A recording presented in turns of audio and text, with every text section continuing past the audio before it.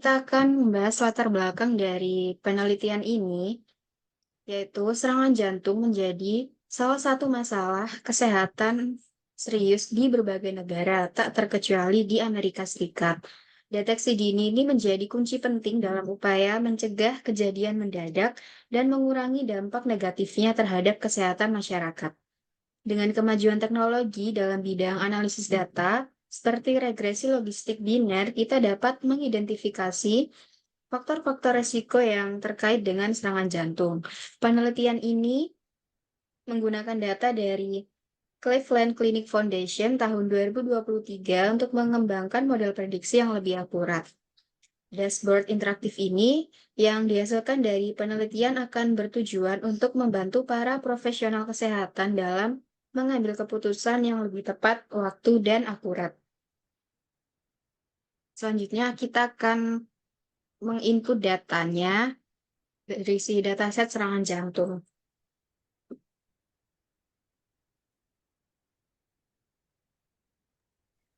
Nah, untuk data yang digunakan pada penelitian ini merupakan data sekunder yang berasal dari website Kaggle dengan dataset berjudul Heart Failure Details, di mana data yang digunakan berisikan faktor-faktor yang berhubungan dengan peningkatan resiko serangan jantung dengan studi kasus yang dipakai adalah di Cleveland Clinic Foundation pada tahun 2023 dengan observasi sejumlah 299. Nah, di sini ada satu variabel respon yang berupa serangan jantung dengan skalanya nominal, 0 untuk tidak serangan jantung dan 1 terkena serangan jantung. Nah, untuk variabel prediktor digunakan 8 variabel. Yang pertama ada usia dengan skala data rasio, kemudian yang kedua ada anemia dengan skala data nominal, 0 untuk tidak anemia dan 1 untuk anemia. Kemudian ada variabel diabetes berskala data nominal dengan kategori 0 tidak diabetes dan 1 diabetes. Lalu ada fraksi ejeksi dengan skalanya interval. Kemudian ada hipertensi dengan skala nominal untuk kategori 0 tidak hipertensi dan kategori 1 hipertensi. Kemudian ada trombosit dengan skala data rasio. Lalu ada jenis kelamin, 1 untuk laki-laki dan 0 untuk perempuan. Kemudian variabel terakhir ada merokok, 0 untuk tidak merokok dan 1 untuk seseorang yang merokok.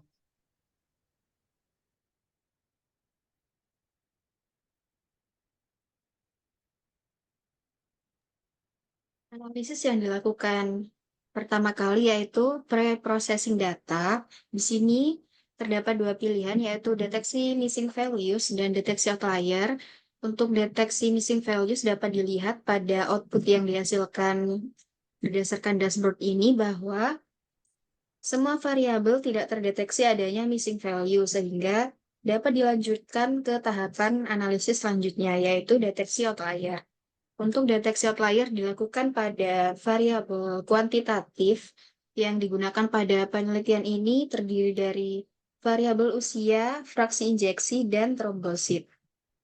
Berdasarkan output pada dashboard ini menunjukkan bahwa tidak terdapat outlier pada variabel usia, sedangkan pada variabel fraksi injeksi dan trombosit memiliki outlier di bagian atas. Outlier pada fraksi injeksi dan trombosit ini tidak perlu ditangani karena dalam bidang kesehatan, outlier ini dapat mencerminkan variasi klinis yang signifikan, sehingga pada fraksi injeksi outlier mungkin menunjukkan pasien dengan kondisi kardiovaskular yang berbeda. Demikian juga pada variabel trombosit, outlier dapat mengindikasikan kondisi hematologi atau reaksi tubuh terhadap pengobatan tertentu, sehingga pada penelitian ini outlier tidak perlu ditangani.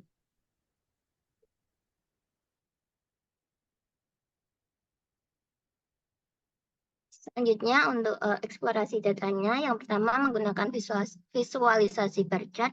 Jadi visualisasi ini digunakan untuk memvisualisasikan variabel kategori. Kita bisa melihat variabel kategori seperti variabel anemia, diabetes, dan lain-lain. Untuk contohnya yang serangan jantung ini, jadi ini menunjukkan bahwa pada penelitian ini pasien yang tidak memiliki serangan jantung atau kategori 0 itu lebih banyak daripada pasien yang memiliki serangan jantung. Kemudian untuk correlation plot-nya digunakan untuk variabel rasio atau numerik usia, fraksi ejeksi, dan trombosit. Jadi visualisasinya menunjukkan bahwa warna lingkaran yang mendekati warna biru ini itu menggambarkan korelasi positif, sedangkan warna lingkaran yang mendekati warna merah menggambarkan korelasi negatif. Pada gambar dapat dilihat bahwa korelasi antara usia dengan fraksi ejeksi berhubungan positif dan searah. Artinya apabila usia bertambah, maka fraksi ejeksi juga bertambah. Kemudian korelasi antara usia dengan trombosit berhubungan negatif dan berbanding terbalik yang berwarna oranye ini. Artinya apabila usia bertambah, maka trombosit akan menurun. Sedangkan korelasi antara fraksi ejeksi dengan trombosit berhubungan positif dan searah yang berwarna biru muda. Artinya apabila fraksi ejeksi bertambah, maka trombosit juga akan bertambah. Kemudian untuk bar plot juga sama, digunakan variabel rasio, yaitu usia, fraksi ejeksi, dan trombosit. Jadi pada sisi kiri bawah ini terdapat scatter plot antar variabel. Kemudian pada sisi kanan atas terdapat nilai korelasinya, sedangkan pada diagonalnya terdapat distribusi data variabel tersebut. Nah, dari visualisasi tersebut dapat dilihat korelasi antara usia dengan fraksi ejeksi berkorelasi positif dengan nilai sebesar 0,06. Kemudian korelasi antara usia dengan trombosit berkorelasi negatif dengan nilai sebesar minus 0,0052. Dan korelasi antara fraksi ejeksi dengan trombosit berkorelasi positif dengan nilai sebesar 0,072. Sedangkan distribusi data dari ketiga variabel tersebut tidak menunjukkan adanya distribusi normal. Kemudian untuk heatmap juga menggunakan variabel rasio.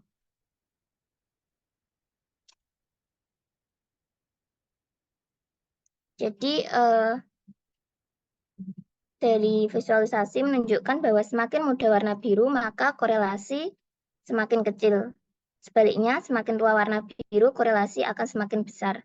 Nah, pada visualisasi tersebut dapat dilihat nilai korelasi yang terbesar yaitu antara variabel fraksi ejeksi dengan trombosit. Kemudian berikut merupakan statistika deskriptif dari semua variabel yang digunakan.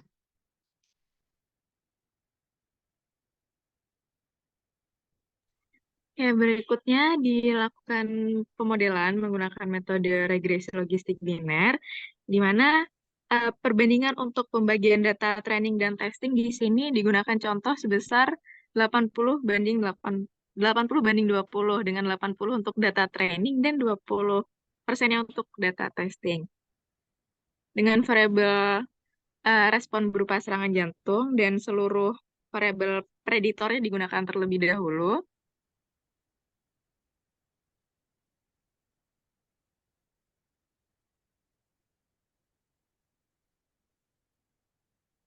Ya, di sini diperoleh estimasi parameter yang dapat dilihat dari kolom estimate pada output koefisien.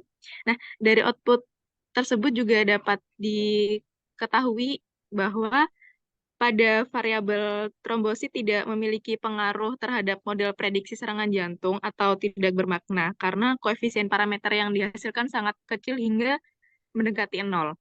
Kemudian untuk pengujian signifikansi parameter secara serentak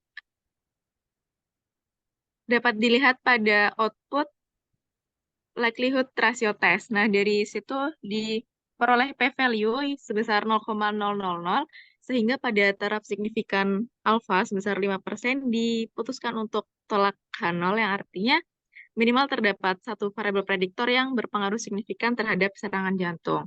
Nah, kemudian karena pada uji parsialnya, pada output koefisien, diperoleh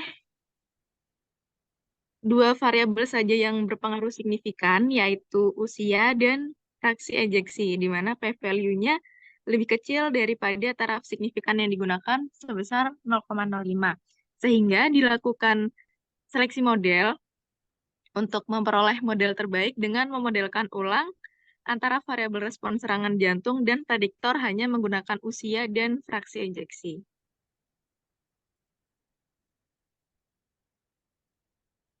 Ya, dari pemodelan kedua diperoleh kedua variabel sudah semuanya berpengaruh signifikan sehingga model terbaik yang diperoleh ditunjukkan pada estimasi parameternya. Kemudian pada uji serentaknya pada output likelihood ratio test juga menunjukkan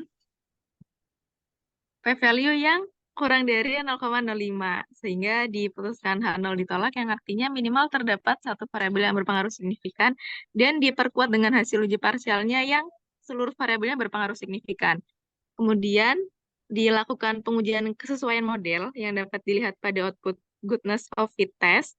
Di situ output berupa p-value sebesar 0,105 di mana nilai tersebut lebih besar daripada taraf signifikan yang digunakan sebesar 0,05, artinya H0 gagal ditolak, yang artinya model regresi logistik biner sesuai.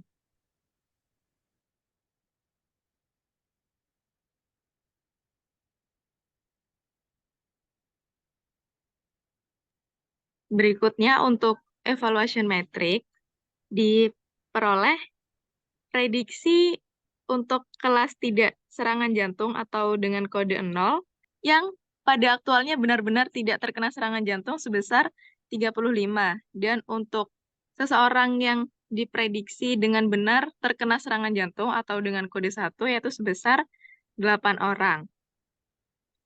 Sebaliknya, model juga memprediksi 10 orang tidak terkena serangan jantung, sementara pada kondisi aktualnya terkena serangan jantung. Serta 7 orang diprediksi terkena serangan jantung, sementara pada kondisi aktualnya tidak terkena serangan jantung.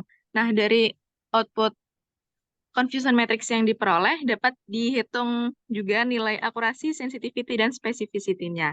Nah, di sini nilai akurasi sebesar 72%, artinya model mampu memprediksi serangan jantung dengan benar secara keseluruhan sebesar 72%. Kemudian sensitivity sebesar 83%, artinya model mampu memprediksi kelas positif, yang mana pada kasus ini adalah seseorang yang tidak terkena serangan jantung itu diprediksi dengan benar sebesar 83%.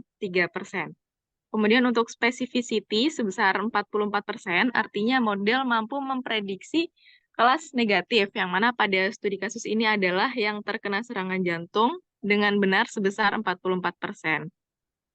Dan diperoleh juga output kurva ROC yang menunjukkan hubungan antara sensitivitas dan spesifisitas dari suatu model klasifikasi. Nah, dari kurva ROC yang diperoleh, itu nilai AUC yang dihasilkan sebesar 0,7447, di mana model sudah mampu memprediksi serangan jantung dengan cukup baik, yaitu sebesar 74,47%. Ya, selanjutnya untuk prediksi, jadi kami dashboard ini dapat memprediksi apakah hasil pasiennya itu masuk ke dalam klasifikasi berisiko terkena serangan jantung atau tidak berisiko. Misal dimasukkan usianya 50 tahun dan fraksi ejeksinya 20%, maka diprediksi pasien tersebut tidak berisiko terkena serangan jantung dengan probabilitasnya sebesar 0,405. Misal usianya 70, fraksi ejeksinya 30%, maka diprediksi pasien tersebut memiliki resiko terkena serangan jantung dengan probabilitas sebesar 0,5548. 0,55. Ya, sekian presentasi dari kelompok kami mengenai dashboard ini. Apabila ada kesalahan dan kekurangan, kami mohon maaf sebesar-besarnya. Wassalamualaikum warahmatullahi wabarakatuh.